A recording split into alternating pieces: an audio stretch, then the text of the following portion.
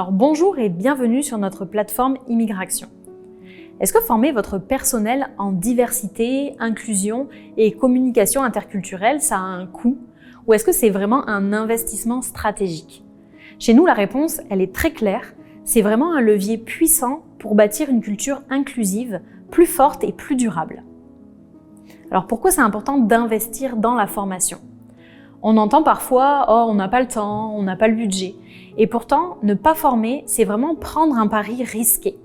Un peu comme acheter un billet de loterie puis espérer tomber sur l'équipe parfaite tout de suite sans faire d'effort. Former vos équipes, ce n'est pas un luxe. C'est vraiment prévenir les malentendus culturels, favoriser la rétention des employés et puis renforcer votre cohésion d'équipe. Une organisation inclusive, elle attire des meilleurs talents, elle innove plus et elle affiche une meilleure réputation. Vous y gagnez vraiment sur tous les plans. On va aborder 7 principaux thèmes de base pour une culture plus inclusive. Vous allez pouvoir les intégrer petit à petit dans votre plan de développement pour rendre votre milieu de travail vraiment plus inclusif. En premier, on va parler de la sensibilisation à la diversité. Alors pourquoi miser sur la diversité? Eh bien parce qu'elle apporte de nouvelles idées, plus de créativité et de meilleures décisions.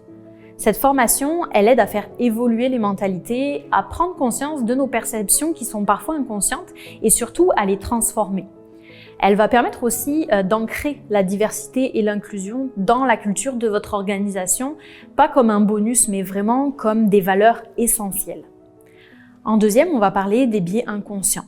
Ces biais-là, on en a tous et souvent on s'en rend même pas compte. Cette formation, elle va permettre de les repérer, de les désamorcer et même d'adopter des réflexes qui sont plus justes, surtout en période de recrutement. Elle peut aussi être utile à l'ensemble des employés parce qu'on a tous vraiment un rôle à jouer dans l'inclusion des nouveaux arrivants dans un milieu de travail. En troisième, on parlera des micro-agressions. Cette formation, elle va vous expliquer qu'est-ce que c'est une micro-agression et surtout aider à les reconnaître, à en comprendre les effets sur les personnes qui sont visées et surtout à adopter des comportements qui vont être plus respectueux au quotidien. Un climat plus inclusif, ça passe vraiment par une vigilance collective, même dans les petits gestes. En quatrième thème, on va aborder les pratiques d'embauche plus équitables. On va apprendre comment le processus de recrutement il peut être plus juste et plus transparent de façon plus concrète.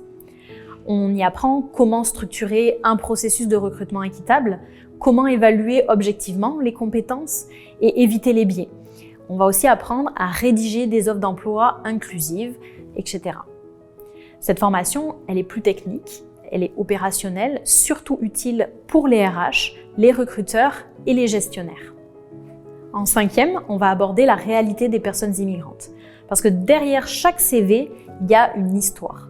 Cette formation, elle va vous plonger dans les réalités qui sont vécues réellement par les personnes immigrantes, les défis qui sont liés à l'adaptation, à la reconnaissance de leurs compétences, aux différences culturelles, mais aussi au sentiment d'exclusion qu'ils peuvent vivre.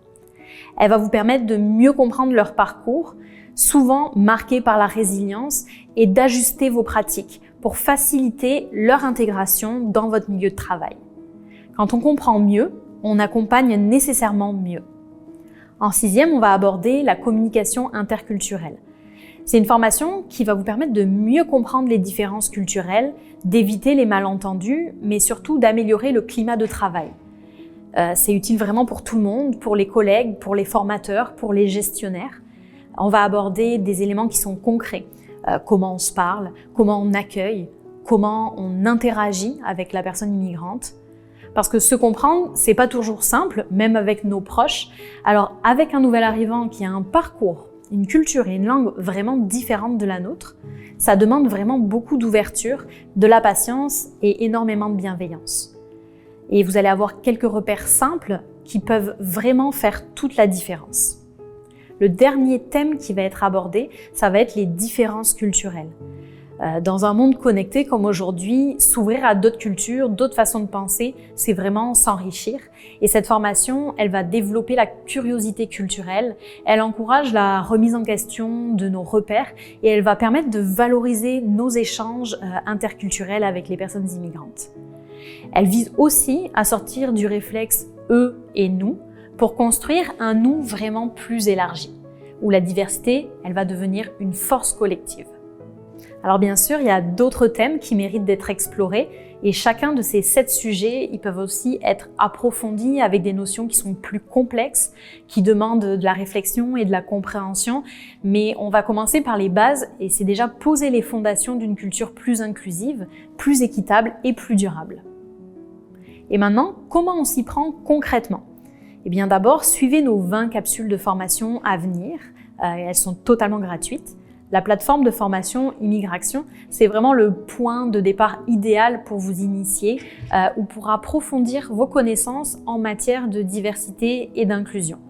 Chaque mois, vous allez retrouver une capsule d'une dizaine de minutes qui est assez concise, concrète, que vous allez pouvoir directement appliquer dans votre réalité professionnelle. C'est un petit investissement de temps, mais c'est pour un grand pas vers des milieux de travail plus humains, plus sains et évidemment plus inclusifs. Ensuite, renseignez-vous sur les ressources locales. Il y a des organismes dans la ville de Québec, des experts en inclusion, des partenaires communautaires qui connaissent vraiment bien la réalité des nouveaux arrivants. Vous pouvez consulter le répertoire des ressources du 211. Il va vous permettre de trouver la formation qui va être adaptée à votre entreprise. Et surtout, ce qui est important, c'est d'envoyer un message clair à votre équipe. C'est pas un extra. C'est vraiment une partie intégrante de vos valeurs et de votre culture d'entreprise.